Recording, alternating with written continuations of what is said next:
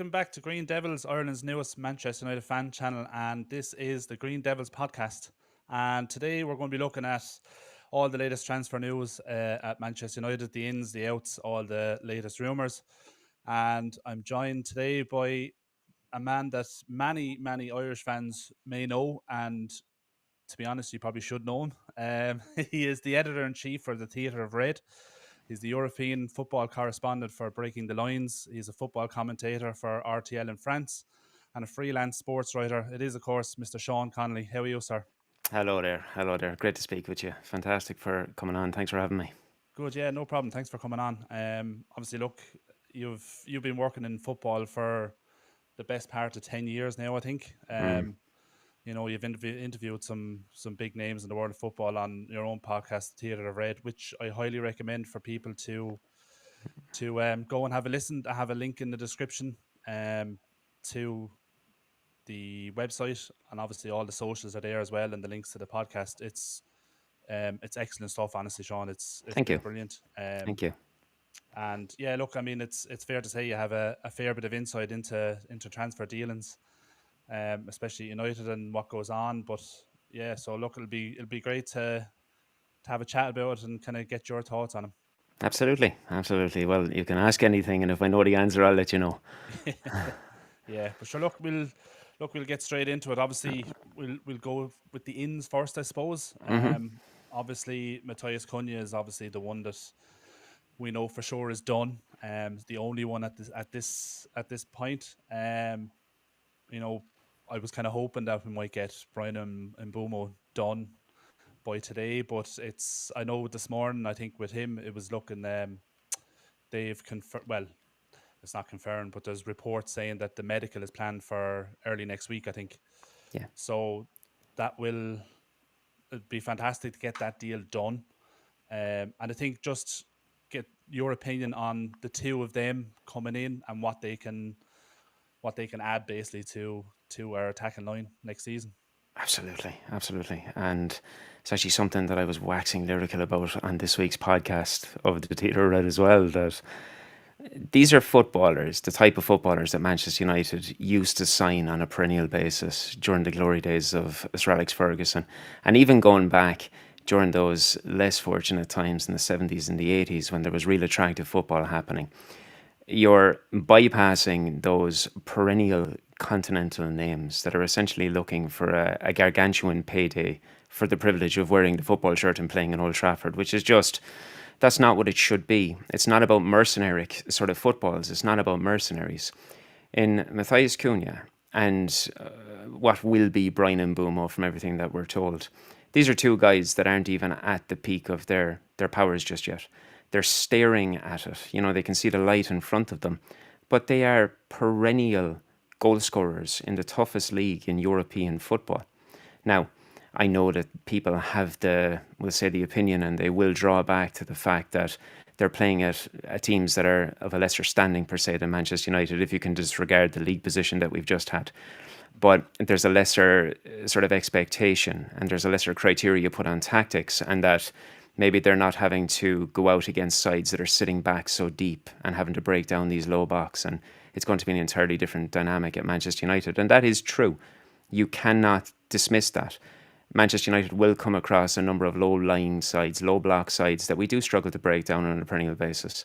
But these are guys that have done it for the last 2 seasons, realistically, not only from a goal-scoring perspective, but also from a contribution perspective. They bring goals. They bring assists. More so in sort of Cunha's side. While he does score the goals, I believe he got 17 in all competitions in the season just gone. He has that dynamic of providing assists as well. And it's not necessarily just the final ball. His carrying ability, his ability with his physicality that he picked up. It's very similar to that Costa that we used to see in Chelsea. I saw it linked some previously. He's got that real rugged personality, physicality, and a temperament that he likes to go deep, carry the ball, and actually just forcefully bring it into the final third. The thing that he has with that as well is he has that Brazilian samba with him also, whereby he's got the technical ability to be able to just pull off a moment of magic and get away from 2 or 3 defenders that are trying to oppose him and press on him. You look at the other side of it, because obviously Cunha normally plays on the left-hand side. Brian Mbeumo is a right-sided player, so it offers the dynamic on either side of whoever Yeah, will be in the number 9. This is a guy with an arsenal of goal scoring that is reminiscent of some of the best players throughout the league. He scores with both feet, he scores from set pieces, he's obviously very astute from the penalty spot, although he'll have to take backseat to Bruno, I would imagine, in that yeah, particular I case. think But so. Yeah, two fantastic players that don't bring that really strong continental name of guys that have competed in European Cup finals. But they're also not guys that are peering back on the heights of their career. They're not looking back on trophy laden careers. They're not looking back on the best times of their career. They're coming to a football club which is going to allow them to excel and to move forward and to be able to hopefully have the best years of their career in front of the most adoring audience in the Premier League. So it's a type of signing we need. Two signings above £60 million, it's not cheap. But realistically speaking, when you're buying real talisman from Premier League clubs, and especially when you add in the Manchester United tax alongside that, these are two guys that can transform any team, let alone a Ruben Amorim attack that is lacking goals. yeah, yeah, exactly. I mean, just on that goals, obviously in the Premier League alone, you know, you touched on it. Matthias Cunha scored 15 goals in the league, 6 assists, and Mbumo has 20 goals in the league with 8 assists. And I mean, just them two coming into that forward line, taking the striker position out of it for the moment, like compared to what we had in those positions, obviously Cunha will be the replacement for Garnacho on that left hand side. You know, Garnacho scored 6 goals in 36 games. And then obviously you have Ahmad on the right. I know he will probably, it's looking like he'll primarily be maybe a right wing back next season with Mbumo coming in. But, you know, when he was playing in that right end, like he scored 8 goals in 26 games. So just on those two players, those two positions alone, you're doubling that goal tally. And that is the one thing that has really let us down last season. It's just, you know, there has been games where we've played well, we've created chances, but it's just putting that ball in the back of the net, and Yeah. it's it's what's cost us a lot of points. Obviously, there's games where getting that first goal puts us on the front foot instead of having to chase the game and try and get back in and get and scramble a draw. Whereas, you know, these two players alone will just completely transform that attacking line. Yeah, and what you're touching on is perfectly right, because the dynamic of a football side that is able to score early, it forces Yeah. the other team to come out and to try to gain an equaliser, which will naturally open up more space behind them. Yes. But when you're going into a game and you're conceding first, it allows them to sit further back. And for a team that struggles to break down those low blocks, it makes it even harder for them to get by. Yeah. Exactly. Yeah. We've seen that in so many games last season where, you know, that first 20 minutes we've played almost fantastic football. Not, I know it might be bigging it up a bit too much, but we played very, very good football at times, and it's just lacking that killer instinct in front of the goal. And like you said, all of a sudden you're give the chance down the other end, and they're more clinical. They take that goal, and then they just sit back, and you're struggling to break down those lower teams. But um, on moving on to the forward position, the striker position, Sure. um, do do you well? First of all, do you see Highland having a future at United? I do. I do. Yeah, Like, let me put it this way, because this is a double-edged sword here. Okay, you can look at this summer, and as I'll openly admit, this summer could go either way. yeah, You've got two situations where you've got Juventus and you've got Inter Milan, and I can clarify that both of them want him. They would like to be able to do a loan move with an obligation to purchase, or even the option to purchase at the end of it, because they can see what he is there. It's not yeah, going off the season that has just gone. You're looking at the season before that. And then you take the other side of it. This is a footballer who obviously has declared his admiration and his desire to stay at the football club and fight for his place in the team. You know, you've touched upon, we'll say, what you're looking at, chance creation, and what these two guys are going to bring in Cunha and Mbumo. There's something I wrote about in an article recently published, and even I was a little bit taken back by it when I went really digging on the statistics. I've always held this opinion that Alejandro Garnacho, while he is massively talented, really can affect what is going on in a negative way in the final third of this football field. And when I was trying to really decipher the sort of the pass, the opportunities created, and we'll say the chance creation for Rasmus Højlund, I came across the most startling thing. In 2 seasons at the football club, now this is burnt into my mind for forevermore. In 2 seasons at the football club, Rasmus Højlund managed 70 shots on goal in the Premier League. Okay, so 7-0, and he scored 14 goals. In the same time period, Alejandro Garnacho took 184 shots. And out of those 184 shots, he scored 13. This is not jotted down in front of me. I'm not using anything. It's just I could not believe it that he has made 114 more chances on goal. And that's only in the Premier League alone. Yeah. So I think in Rasmus Højlund, you've got a player who's been so starved of opportunities that ultimately it then leads into a complete lack of confidence, a lack of momentum. And then we see what we saw throughout last season, which is a player that is a fragment, but a fragment of a shadow of himself. Yeah. Now, I know it sounds like it's just all support and all backing of Rasmus Højlund. He's not without fault. I mean, a professional footballer's job is to go out there and excel and perform to the highest of his ability. And there has been times throughout the season when you've looked at him and it's almost been reminiscent of Rashford in his sort of last few years, in his last couple of months at Manchester United, where it seemed like he preferred to sit in the stands and watch the game than actually play. But I'm always brought back to the debut season that Højlund had. And so many people just rekindle the fact that it took him until December to score his first Premier League goal. And this is true, it's unavoidable. But this was a child that was thrown into the front line of one of the most troubled attacks that Manchester United has ever had, without a veteran assistant to be able to guide him, a mentor.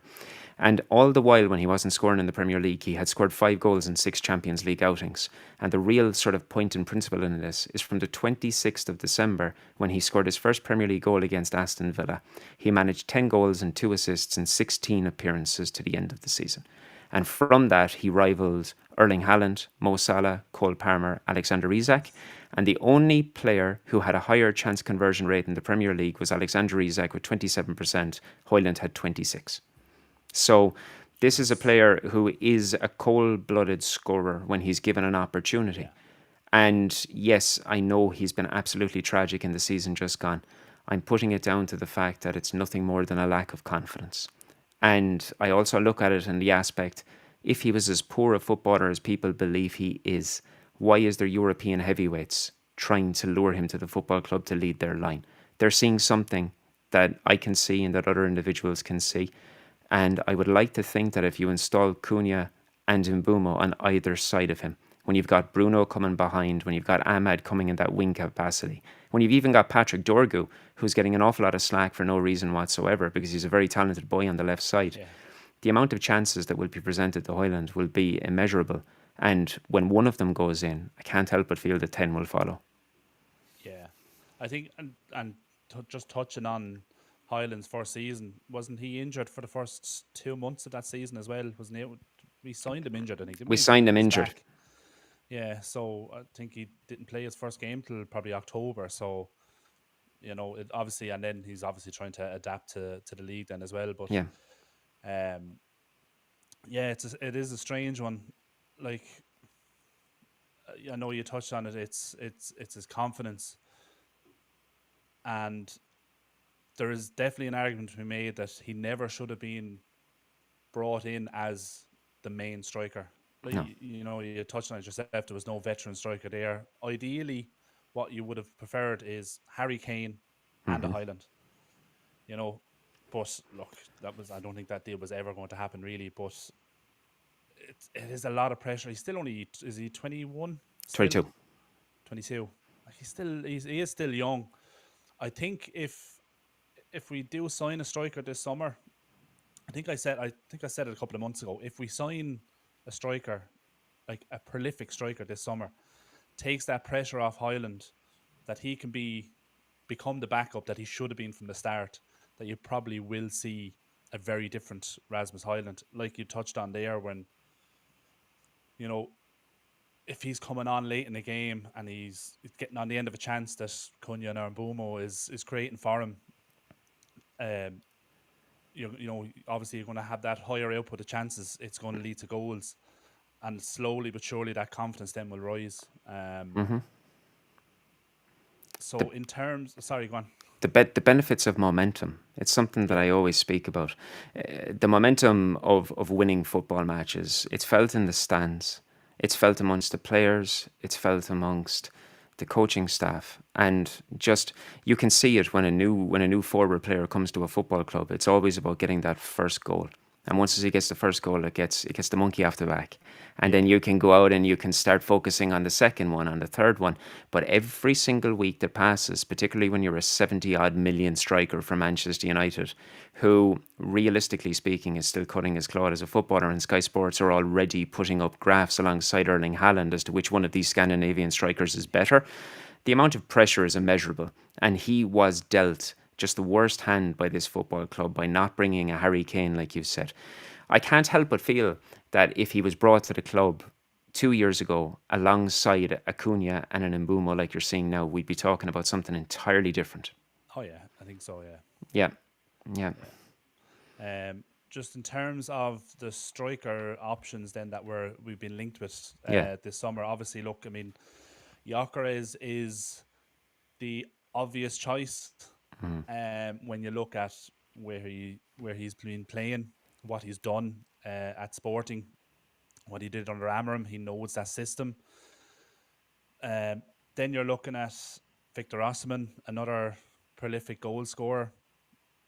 Um, wage demands will probably be a big factor in that, I think. Not so much the fee. I think they're probably going to be similar fees, I'd say, are they, between Gyökeres and Osimhen? You're probably talking 70 million in or around Yeah, for either or. in around that. But the thing is, Gyökeres, it's a very similar situation to Bruno when he was at Sporting. You know that Sporting are this football club that, despite what they have achieved under the guidance of Ruben Amorim, they're a club that produce footballers and then they sell them for profit. A lot of people are not aware of the fact that when Amorim took over in Sporting, they were in massive debt. They were having serious financial issues, massive financial issues. So the whole idea is he was told, look, we can give you X amount of support financially, but you need to look in the academy. And this is why they brought him in, because he's that type of guy that likes to promote from the academy. You see it with the likes of Giovanni Quenda. Gyökeres is the type of player whereby, like Bruno in the comparison I'm making, is if they have desires for 60 or 70 million, they wouldn't be adverse to taking something in the lines of 40 to 45 and then having performance related add-ons that would eventually bring them even 5-6 million above what they were actually looking for in the first place. Okay. And it's a similar thing that you saw with Bruno Fernandes. Bruno Fernandes came to Manchester United for X, but then there was X amount of performance related add-ons that ultimately added on another 15 million. So Jeez. when you look at it with Sporting Lisbon, they're licking their lips at that because they're thinking it's money for nothing. Yeah. Manchester United's aspect, fair enough, you're handing over more money, but you're handing it over because the player achieved an agreed set of parameters to be able to Yeah. make the football club successful. So when you're talking about Victor Gyökeres, something very, very similar is achievable with that. That you could look at something like 50 million euros. And then with that, you could talk about it going up above the 60 with these performance related add ons. That if he's achieving them, and one of those Ed Woodward classics of a Ballon d'Or clause put in there for something like 12 million just to make it that little Yeah. bit better. Yeah. Whereas with Victor Osimhen, I think a fee would be sort of easily a little bit easier to get to. It's not that a fee is difficult with Sporting, but Napoli have desires obviously for the likes of Alejandro Garnacho. The biggest Okay. problem that you have with Victor Osimhen is his wage demands Yeah. because he's requesting big, big money. And you're talking closer to 300 than to 200. Yeah. And realistically speaking, you have to look at this. If clubs in Saudi are not able to find a compromise with him for his wages, that's saying a hell of a lot about it. Well, yeah, that's a good point, actually. Yeah. You know, that's saying a hell of a lot. And Manchester United are now looking at this forward thinking salary table that if you're a young aspiring footballer, we'll say like Patrick Dorgu, we're going to give you a lower amount that will increase every single year that you're at the club. And if you start performing in a certain aspect, the wages will go up tenfold. You'll get more and Yeah. more and more the better you do. if you're a more sort of astute signing like your Brian Mbeumo, like your Matheus Cunha, you're looking at an individual who's going to go straight into the starting 11 and ultimately can affect the fortunes of the football team. So he's going to be closer to that 200 mark. Yeah. But the idea is that you're not going to hit the 200, and you're certainly not going to go over the 200. You'll be in around the 180s. And if you start hitting these agreed metrics and these KPIs that we've set beforehand, well, then you can pull anywhere from 210, 220, and it means that you're benefiting, because ultimately we are benefiting as a football club. So that's why I've always thought the likes of Osimhen, as great as it would be, is less likely because of the wage demands that are there. He understands that he's still one of the most desired strikers in Europe, and he's encountering issues because of his wage demands. It's as simple and as complicated as that. When you talk about Victor Osimhen, or not Victor Osimhen, I should say, with Victor Gyökeres, it's a bit of a different dynamic, particularly when it comes out that he's told that his priority is Arsenal. Yeah. And it's a different dynamic with that. It's not that he's rejecting Manchester United. It's that he's coming out and saying that I'm not rejecting you, but my priority is one of your oldest rivals in the league. But hey, if that doesn't come to fruition, I'm more than happy to come, and it's a Yeah. different thing. And then obviously you can add a third strand to it, and you can speak about the individual that we brought to attention several months ago, in Hugo Ekitike. And Yeah. Hugo Ekitike, like, he's got a frightening valuation, a really frightening valuation, because they're looking at like 80 million euro. Yeah. And they're a football club that are known to get good money for their players. All you have to do is look back through the track record, and like their top 5 signings have all occurred in the last decade, and you're talking anywhere from 50 million up to about 70, 80 million. He's a very talented footballer, an extremely talented footballer, and he's had his breakthrough season. This now again is off the top of my head, but I believe it was something like 22 goals, 10, 12 assists or something like that. And he has the frame of an individual that looks like an NBA player, but he's got these really long limbs. He's it almost like, it's like he looks lanky. He's like that Peter Crouch style physique. However, he's got this really weird low center of gravity when he's moving. And it's almost Sergio Aguero-esque, that he can turn on the ball very quickly despite being 6'3". And Okay. he's a great player. He can hold up the ball. He can finish with both feet. He can header. It's just 80 million euro is a significant amount of money, and he's in contract for another 4 years. So they don't necessarily have to do anything with it. Yeah. I think he's very young as well, isn't he? As you said, like he's only had his breakthrough season. So 22, I believe. yeah. So like that is another gamble that you're again, and there was another reason why a lot of people were apprehensive about Liam Delap when we were linked with him. It's another young striker who's on the way up as such, and we've we've already made that gamble with Highland, and it hasn't quite worked out at the moment. But look, I think with Yoker is, for me, I think is the obvious choice. As I said with Amram, but do you reckon the Arsenal links was just? Do you think? To me, it was like as if Smokescreen. maybe that's coming from the sporting side, because this whole argument and disagreement over this supposed gentleman's agreement about a fee he could leave this summer for, was it 55 million or something, and then the president was coming out and said no, that doesn't exist, and then all of a sudden then this link with Arsenal comes up. I know it came out today. He has said now he is willing to join United. Yeah, it's So I know part of that is possibly down to Arsenal coming out and saying they're going after Sesko and they're not interested in Gyökeres. But it just seems a bit. To me, it seems like it's all, like as you said, it's a smoke screen just to try and drive that fee up, maybe. Yeah, well, 3 weeks ago, I was of the opinion, and I said it on the podcast, that smokescreens still exist in 2025. And I was very much of the opinion at that point that you could be looking at something like Sporting introducing these links just to try to give United a bit of a kick up the backside and said, well, there's other clubs that are here for you. And then in response to that, you start seeing Manchester United linked with Hugo Ekitike. So I know that they've held notable interest in Ekitike for quite some time. So it's not necessarily that this was just pulled out of nowhere. Yeah. Victor Gyökeres is the easiest and the most functional option that can be linked as a striker for this football club, because ultimately we have got the definition of a systematic styled manager in Ruben Amram. He's brought the system directly as he had it from Sporting. And who better to lead the focal point of this system than the guy who's been doing it over in Portugal and is after scoring 90 plus goals in 2 seasons? Yeah. It makes the most logical sense in the world, particularly when I know, as I said about the Sporting and the enhancements with performance add-ons, that you can get it for a fee that will work out very, very well. I wish I could give you a definitive answer as to whether or not it's all blackguardery and he's wanted Manchester United the whole time and that he's flirting with Arsenal. But when you've got some compound interest coming through and compound words coming through, it is difficult to know what's happening. I do think that there is an awful lot of agent intervening going on here. I think Arsenal have obviously been notably interested in Benjamin Sesko for quite some time.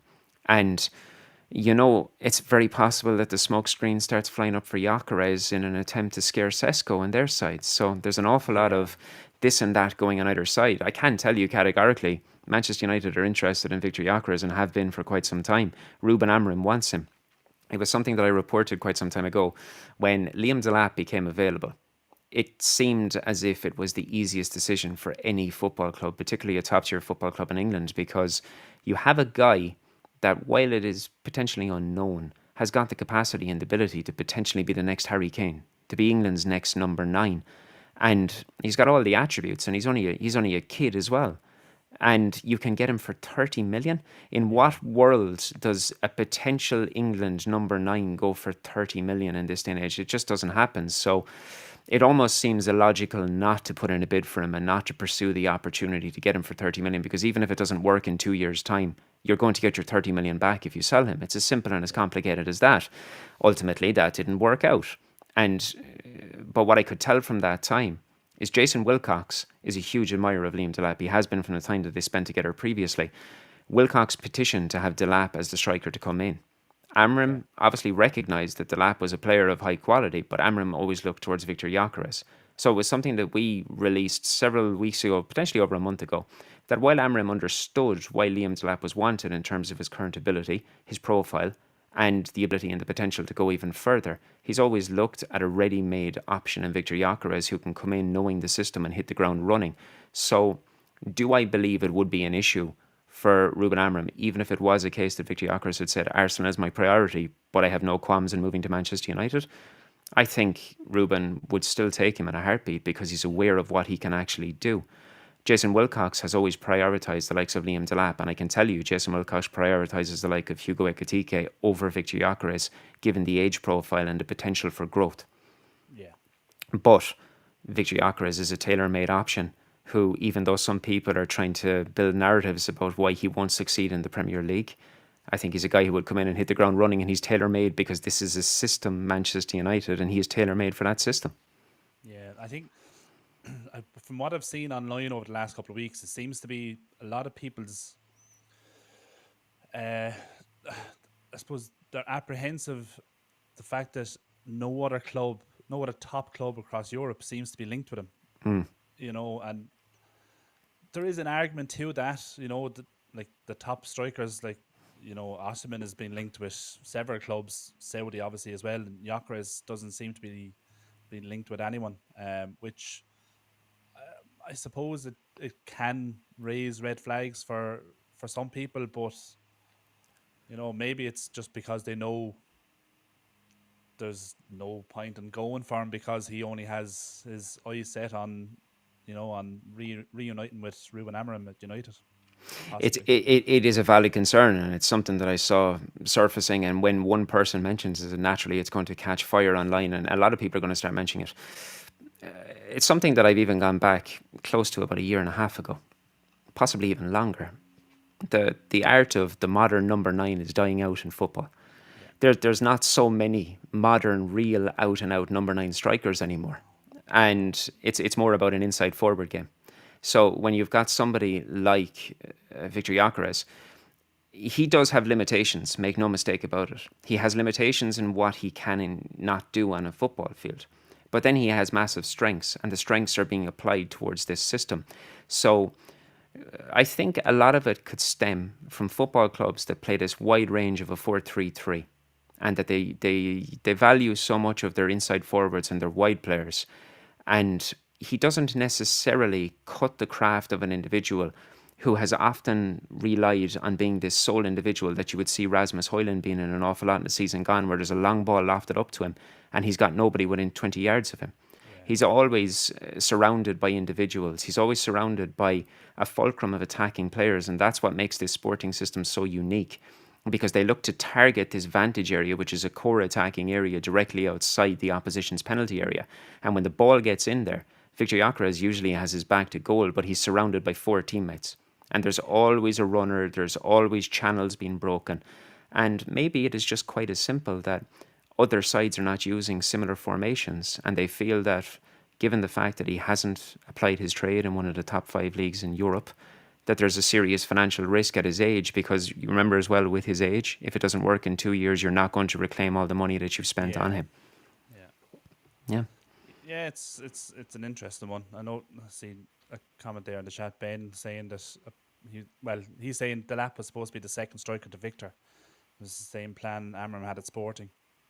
So Well, I mean, in a world where Manchester United had massive amounts of money, Ben, then yes. I mean, it would be fantastic if you could recruit two strikers at the same time, whether it's Victor Gyökeres or Victor Osimhen, that you could have a young, aspiring future Harry Kane coming in for 30 million alongside that.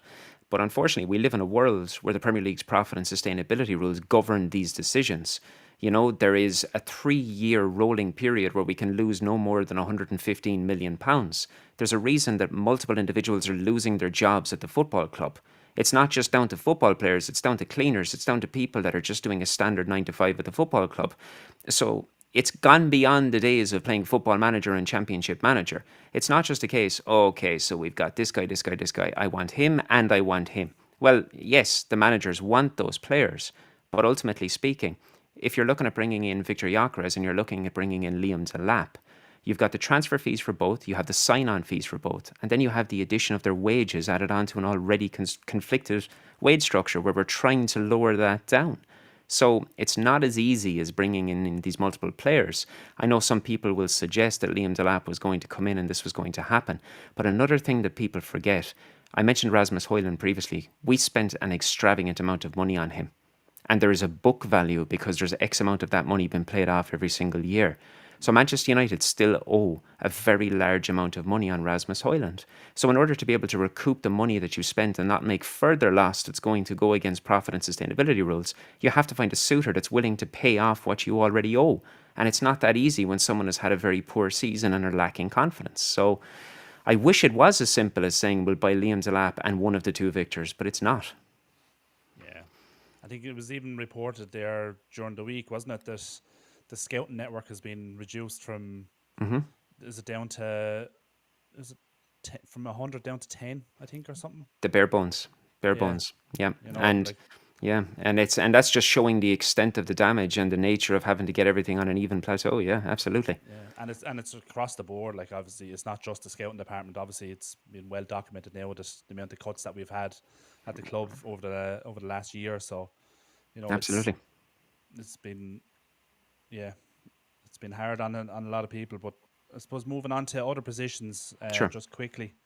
Um, does it surprise you that we haven't really been linked with any centre half, any defending options? Obviously, we've been linked with kind of left backs and stuff, but we haven't. Well, from my knowledge, I haven't really seen any major centre back links this summer as I of d- yet. no, and you haven't missed anything because there's not major moves being made for central defenders. Because if you look at the squad across the board, obviously we have the criteria that we need three, and we need Yeah, three fit and able.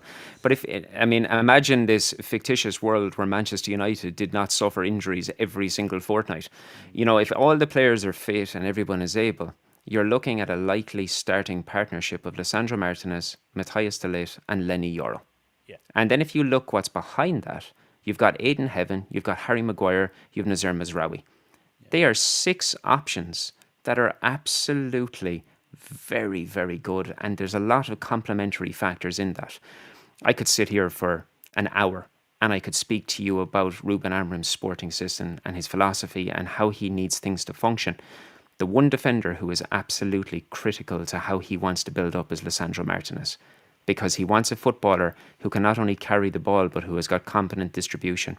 And what you'll remember from Martinez's day at Ajax, he took the ball so much up into the defensive midfield role, and he often filled out as a central defensive midfielder. So when Martinez is back, and hopefully, touch wood, he is able to return back after that injury and the surgery, and he's not affected in any sort of a great way, I think we've got some great defensive options. I mean, I really rate Lisandro Martinez. I know he had a bit of a lull. I think Matthias de Ligt has done a lot better than people are giving him credit for. Oh yeah, 100%. I think he's done very, very good, and I really like him. And, you know, because he's been around and he's made so many high-profile moves, you'd swear he was 36 years of age. You know, and that's the thing, but he's still only in his 20s, his mid-20s. Yeah. And then when you're talking about Lenny Yoro and Aidan Heaven, Aidan Heaven has to be one of the shrewdest bit of business that we have done in a very, very long time. And you're adding Harry Maguire. I mean, would I start Harry Maguire in a back three if all of our defenders were fit? I probably wouldn't, no. But would I be happy that he was sitting on the bench ready and able to come in and offer assistance? 100% I would. And then, as I said with Nasser Mazraoui, I think he's a fantastic, versatile individual who can also fill in on the fullbacks as well. So Yeah.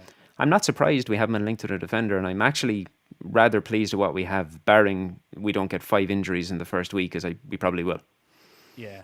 I, You I know? suppose I, just on that as well, like, I mean, given that we're going to have one game a week, you know, there is plenty of time for rest and recuperation after these games.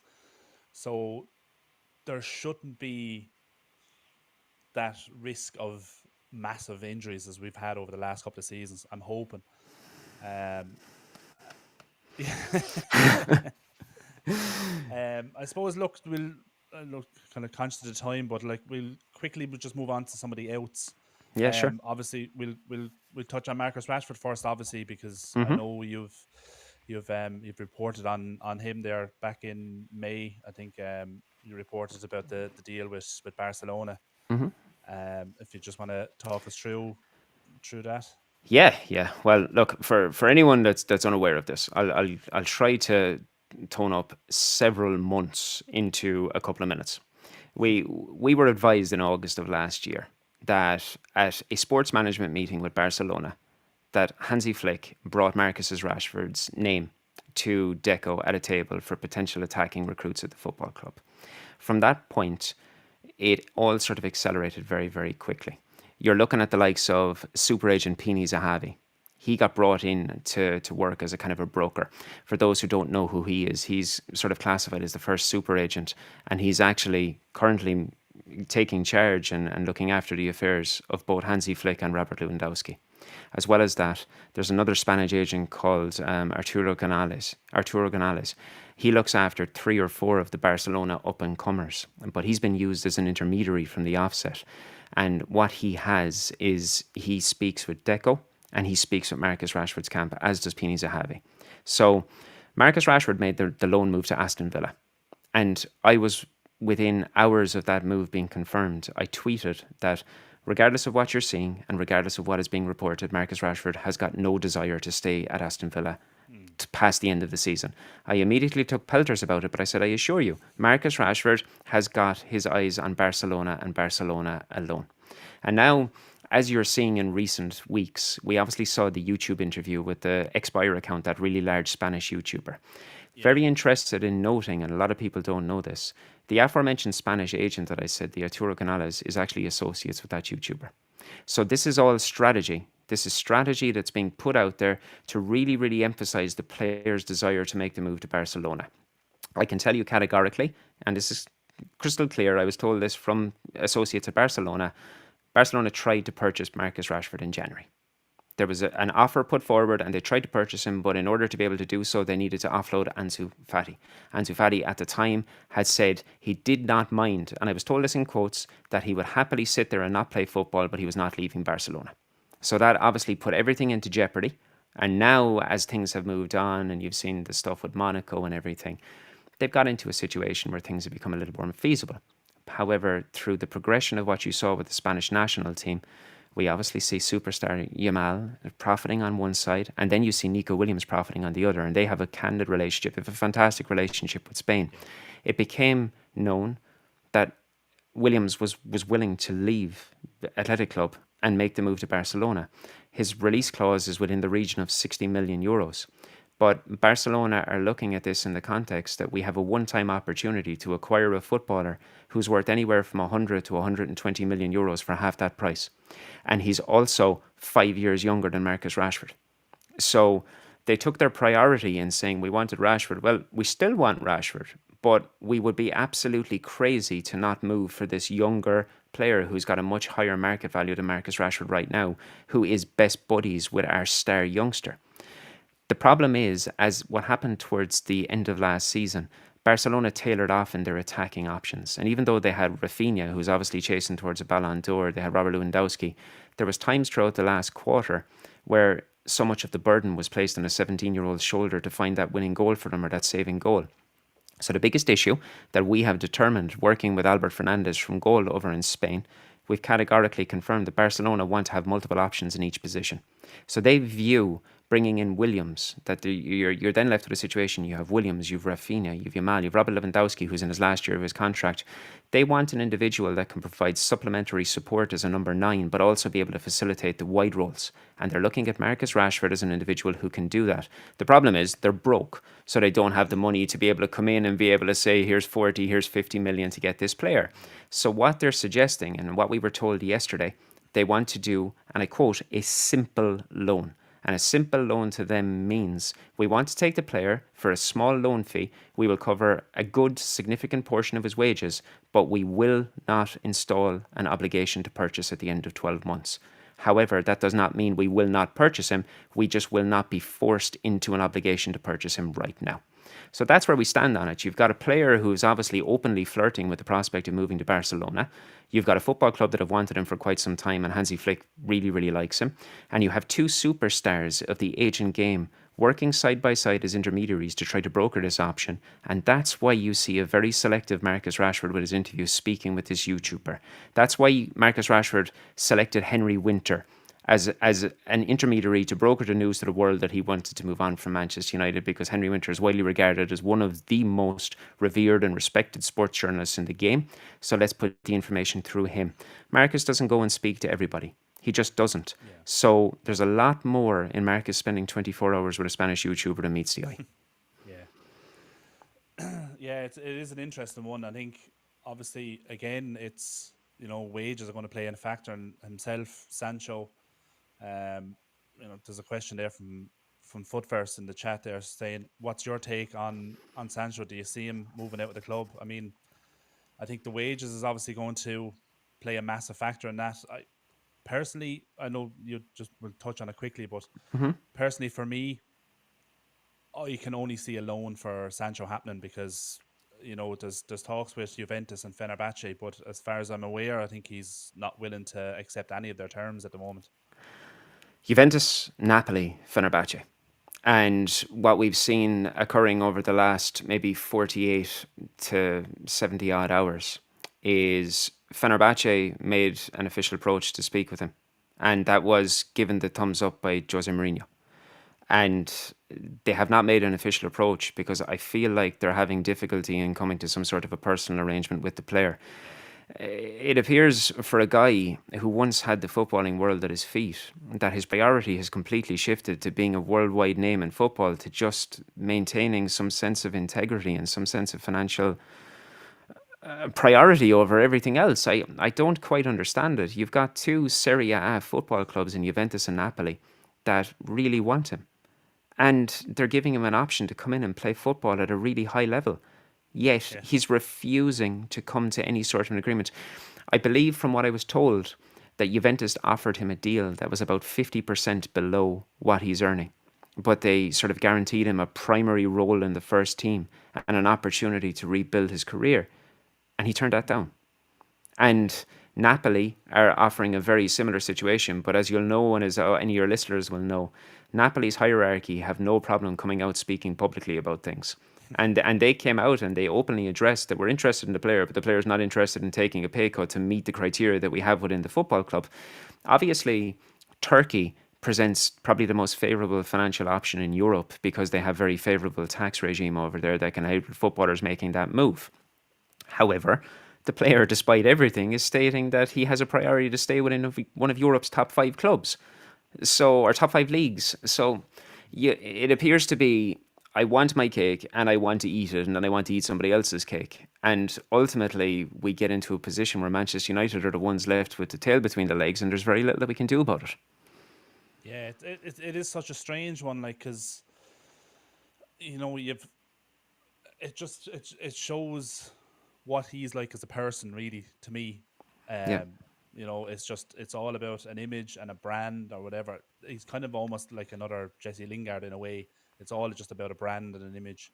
yeah, And then you contrast that to Anthony, who has conducted himself as a proper professional yeah. since the day he left to go to Betis on loan, and he's willing to take that 30% pay cut to stay there. I want him to It's succeed so much. I've oh never yeah, wanted it. Like, I wish him nothing but the best. He came over, he yeah, tried, it didn't work, but he's willing to get his career back on track. And that it's a perfect example of what you're saying. It's sad it didn't work for him because obviously we forked out quite a lot of money for him as well. You yeah, know. and it shows as well why Ten Hag kept picking Anthony. This Hmm. whole Sancho thing, it showed why he stuck with Anthony, and fans were calling him say, "Play Sancho, play Sancho." He clearly didn't want to play, and that's all it is. He just wanted to get paid. And you see, like, there's so much that happens on the training ground that individuals will never be aware of, and all it Yeah, takes is one or two highly touted social media accounts to start posting something that they think is true, and all of a sudden that becomes fact and becomes an agenda.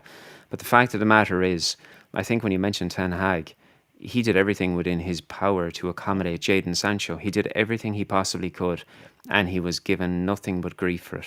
yeah, And it's a shame because there is a time where Jadon Sancho was probably the most promising footballer at his age when he was at Borussia Dortmund, and he had the football world at his feet. But then when you have your priority to be staying up at 1 o'clock in the morning playing PlayStation and giving out to teenagers playing Call of Duty, and you're supposed to be in training from Manchester United at 7 o'clock in the morning, like, you just have to ask the question about a mentality, and it clearly is lacking. yeah, exactly. Yeah. Well, look, yeah, I think that's probably a good place to leave it. Obviously, I'm conscious of the time. Thank you so much for coming on, More than welcome. giving me some of your personal time. Yeah, I'll say it again. The Theatre of Red. If you want to check out some amazing Manchester United content, there's a link in the description to the Theatre of Red website. All the links to the socials are there. The links to the podcast, everywhere you get them.